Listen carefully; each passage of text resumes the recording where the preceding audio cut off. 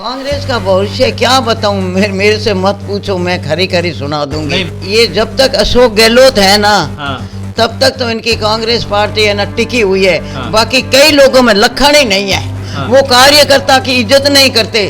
Vote होते हैं तो बेटे पैर छूते, वोट के बाद जाते हैं तो मिलने का टाइम नहीं देते। इन्होंने जब तक भीखा भाई रहे ना, तब तक तो हमारी इज्जत होती थी, और अब तो है ना बेटे घमंड में मारे जा रहे हैं। अच्छा, मैं तो सही सही कह देती हूँ। अगर है ना अच्छा व्यवहार करेंगे तो लोग इनको वोट देंगे। अगर ये अपना माजना दिखाएंगे तो वो कोई समय अलग नहीं है, किसी को भी जनता नहीं बुकसती। और आज तेरे को नौकरियां लगा दी, जमीनें दरा दी, तेरे घर में चांदी की थालियां, आते ही तू कांग्रेस के खिलाफ खड़ा हुआ है। बीकानेर में आ गया ना, टांगे तोड़ दूंगी, जाना है कि नहीं। जब ये भंवर सिंह भाटी है ना, बडाई रो बाप है नहीं, 8,000 9,000 वोटों जीत्यो। भाजपा तो बकवास कर रही है, यूं ही है ना, अभी जीती तो नहीं भाजपा, क्यों हमारे एमपी जीत गए। नमस्कार मित्रों, आप सभी का स्वागत है। मैं सुदेश कुमार और आप देख रहे हैं झलको इंडिया। झलको इंडिया पर आज हम खास मेहमान से आपको रूबरू करवाने वाले हैं। जिन मेहमान की मैं बात कर रहा हूं, ये मेरे बगल में बैठे हैं। ये किसी परिचय के मोहताज नहीं है। मैं आपको बता दूं कि ये श्रीमती जमुना बारूपाल हैं, जो पूर्व सांसद हैं और गांधी परिवार के काफी नजदीक हैं, जो रहे हैं। आप बैकग्राउंड में काफी फोटोज भी देख सकते हैं और काफी खिलौने भी देख सकते हैं। तो इनके राजनीतिक स्तर की हम बात करेंगे, और उम्र की बात करें तो उम्र है जो 90 साल की उम्र है, हो चुकी है इनकी, और इस पड़ाव में ये हैं। तो आज हम कुछ राजनीतिक स्तर की भी बातें करेंगे और कुछ इनका पर्सनल एक्सपीरियंस है उसके बारे में भी बात करेंगे। नमस्कार जी। नमस्कार जी। कैसे हैं? आपका स्वास्थ्य कैसे है? ईश्वर की कृपा से, भाई बहनों के आशीर्वाद से, जब मेरा स्वास्थ्य इस उम्र में मतलब ठीक है, कोई तकलीफ नहीं रहती मेरे को। बिल्कुल, बहुत अच्छी बात है। हाँ। फिलहाल मैं आपका ध्यान है जो दिल्ली की ओर लेके जाना चाहता हूँ। दिल्ली में जो गांधी परिवार है, उनके साथ आपका कैसा रिलेशन है? उनके संक्षिप्त साथ में ऐसा रहा कि मेरे पिताजी बहुत जोर से बोलते थे।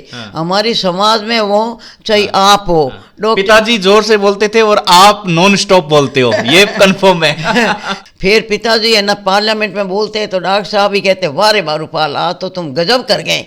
फिर पंडित जी की भी हवा निकलती थी कि ये जितना दलितों के बारे में बोलता है ना, इतना कोई बोलता ही नहीं है। तो पंडित जी दोस्त बन गए, जिसका ये साबूत आपके पास में है कि पार्लियामेंट में जाते ही कंधों पे हाथ रख के जाते थे और कंधों पे हाथ रख के आते थे। तो मैं ना जाती थी तो इंदिरा गांधी को भुआ बोलती थी। आपने राहुल गांधी जी को बचपन में देखा? हाँ, मेरे महेंद्र से 3 साल ही तो बड़ा है। आज आप इस उम्र के इस पड़ाव में खड़े हो, कांग्रेस का भविष्य क्या देख रहे हो आप? कांग्रेस का भविष्य क्या बताऊं, मेरे से मत पूछो, मैं खरी खरी सुना दूंगी। नहीं, बिल्कुल, मैं खरी खरी सुनना चाहता हूं और ऑडियंस भी। कि ये जब तक अशोक गहलोत है ना, तब तक तो इनकी कांग्रेस पार्टी है ना टिकी हुई है। बाकी कई लोगों में लखन ही नहीं है।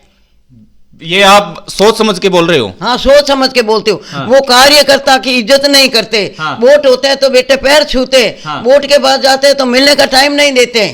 आज राजस्थान में आपको पता है कि राजस्थान में आज कांग्रेस पार्टी 2 खेमों में बंट चुकी है, गहलोत वर्सेस पायलट। तो इसको आप किस नजरिए से देखते हैं? मैं नजरिए से एक बात तो मैं इनके बारे में तो मेरे तो वो भी बुआ कहता है, वो भी बुआ कहता है।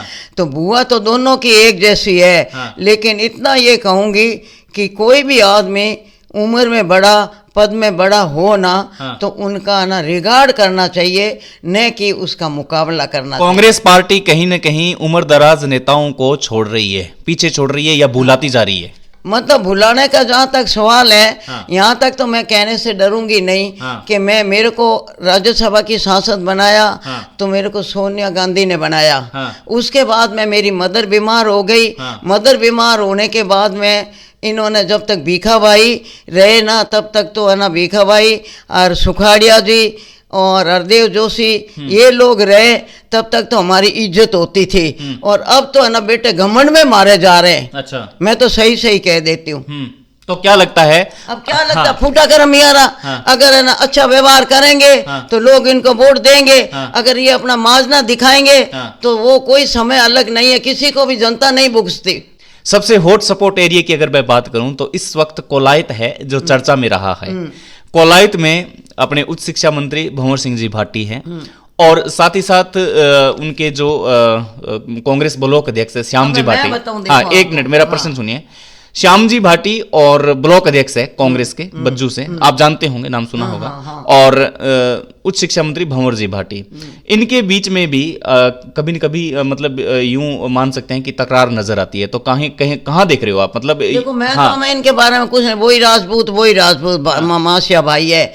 लेकिन भंवर सिंह भाटी की फूंक निकल रही थी।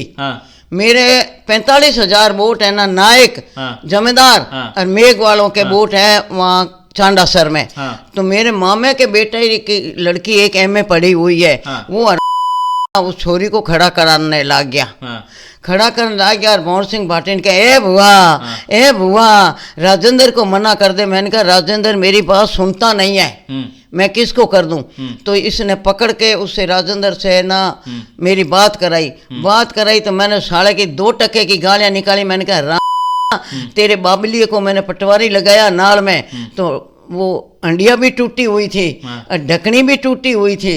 और आज तेरे को नौकरियां लगा दी, जमीनें दरा दी, तेरे घर में चांदी की थालियां, आते ही तू कांग्रेस के खिलाफ खड़ा हुआ है। बीकानेर में आ गया ना, टांगे तोड़ दूंगी, जाना है कि नहीं। जब ये भंवर सिंह भाटी है ना, बड़ाई रो बाप है नहीं, 8,000 9,000 वोटों जीत्यो।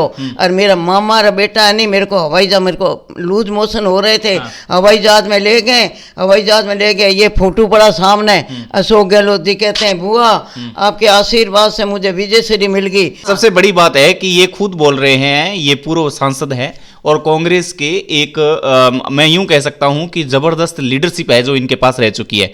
ये कह रहे हैं कि इनकी पार्टी में इनकी भी कोई नहीं सुनता। तो ये सच्चाई है जो आम लोग, जो सोशल मीडिया पर ट्रेंड चल रहा है आजकल कि कांग्रेस में सुन नहीं रहे हैं, लोग सुन नहीं रहे हैं। तो इसकी वजह से मतलब आप भी पीड़ित हो? भाई नहीं सुने तो हम तो देखो ऐसा है, पार्टी के नाते, अशोक गहलोत के व्यवहार के नाते हम तो अपने मुंह के ताला लगा के बैठे हैं। ठीक है, सही बात है, ठीक है। अच्छा, दूसरे पॉइंट पर मैं लौटता हूं। दूसरे पॉइंट पर यह लौटूंगा कि आप अशोक गहलोत को जो वर्चस्व है उनका, जो डंका बोलता है और जो आप काबिल तारीफ भी कर रहे हो उनकी, वो ठीक है, एक साइड में रख देते हैं।